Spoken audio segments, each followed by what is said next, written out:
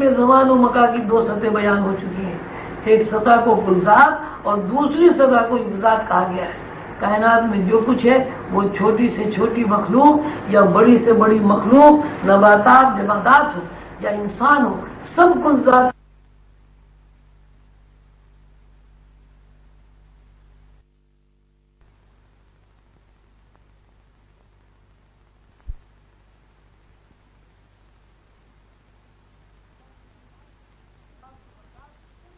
جمادات ہو یا انسان ہو، سب کل ذات کے اجزاء ہیں.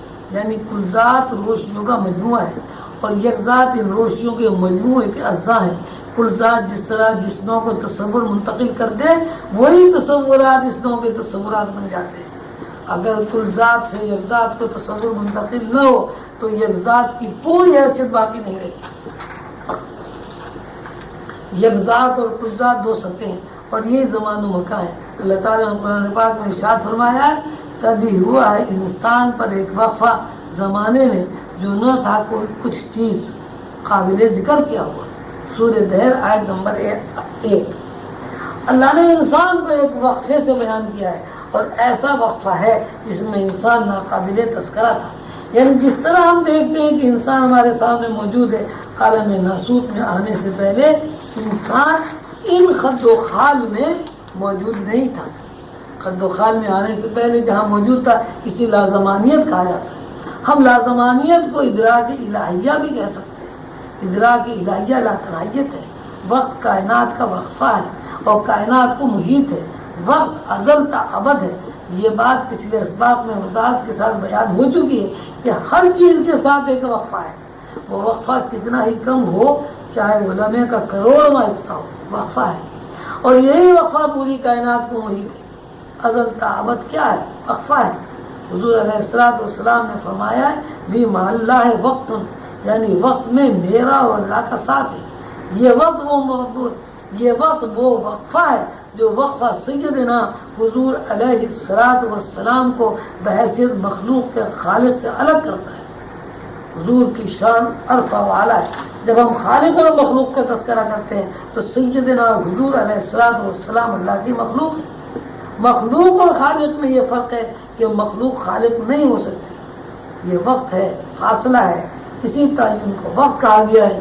یہی وقت کائنات کا وقفہ ہے. اللہ نے لازمہ کو امر فرمایا ہے. کائنات کی حدود میں کسی سطح کو حضور پاک صلی اللہ علیہ وسلم نے وقت کا نام دیا ہے. یہی سطح زماں ہے اور افراد کائنات میں اس کو ہیم کے لفظ سے تعبیر کیا ہے.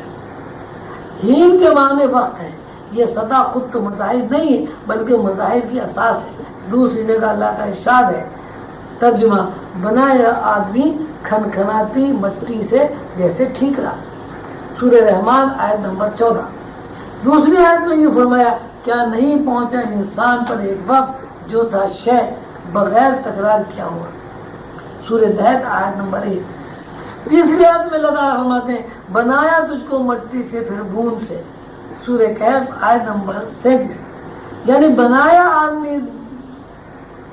بنایا آدمی بوند سے، پلٹتے رہے اس کو، پھر کر دیا سنتا دیکھتا. ان آیات کی روشنی میں جب ہم آدمی کا تذکرہ کرتے ہیں تو آدمی کی حقیقت یہ واضح ہوتی ہے کہ آدمی دراصل خلا ہے. اور جس مٹی سے آدمی بنا ہے، یہ جس مٹی میں اس کو مل جانا ہے، یہ جس مٹی کے اوپر زندگی گزار رہا ہے، اس مٹی کی نیچر خلا ہے. قرآن پاک میں اسی خلا کو ہیم کہا گیا ہے. اللہ تعالیٰ فرماتے ہیں، ہم نے انسان کو پھر دیکھتا سنتا بنا دیا. یعنی خلا میں حواس پیدا کر دی. یہ حواس وہ بوند ہے جس کا تذکرہ نطفے کے لفظ سے تعبیر ہے. جب بوند ڈالی گئی اور اس بوند کو الٹ پلٹ کیا گیا تو بوند میں الٹ پلٹ ہونے کی وجہ سے حواس پیدا ہو گئے. جب تک خلا میں بوند نہیں پڑی، جب تک بوند کو الٹ پلٹ نہیں کیا گیا، حواس تخلیق نہیں ہوئی. یہ بوند وہ بوند ہے جسے سائنسداں جین کے نام سے پہچانتے ہیں. موجودہ سائنس نے اتنی ترقی کر لی ہے کہ اس نے بوند میں جین کو تلاش کر لیا ہے. موجودہ سائنسی تحقیقات کے نتیجے میں یہ معلومات حاصل ہوتی ہیں کہ ہر جین کے اندر پورے خط و خال موجود ہے. نہ صرف خد و خال موجود ہے بلکہ نظر نہ آنے والے جرثومے میں جو ظاہر آنکھ سے کسی طرح نظر نہیں آ سکتے بالوں کا رنگ، پتلیوں کا رنگ، قد و قامت موجود ہے۔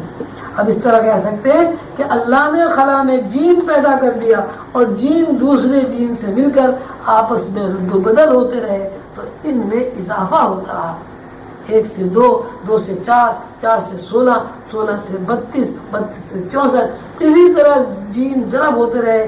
جین کی یا نطفے کی یا بوند کی یہی ضرب حواس ہے، لیکن یہ جین یا بوند جس سطح پر نشو نما پا رہی ہے وہ خلا ہے، یہی وہ خلا ہے جسے زمان غیر مسلسل کہا جاتا ہے۔ جہاں بوند ڈالی گئی یا جس خلا میں بوند ڈالی گئی وہ زمان مسلسل ہے، خلا نور ہے اور بوند نسمہ ہے۔ بوند کے معنی کوئی جسمیت نہیں ہے بلکہ وہ ایک نقطہ ماسکہ ہے، اسی نقطے میں تصورات جمع ہوتے ہیں۔ اللہ تعالیٰ فرماتے ہیں پلٹتے رہے اس کو، گویا جو تصورات مصدر اطلاعات زمانے سے خلا یعنی جین کو حاصل ہوئے ان میں ترتیب قائم ہو گئی، اسی ترتیب نے حواس یا مظاہر کی شکل اختیار کر لی۔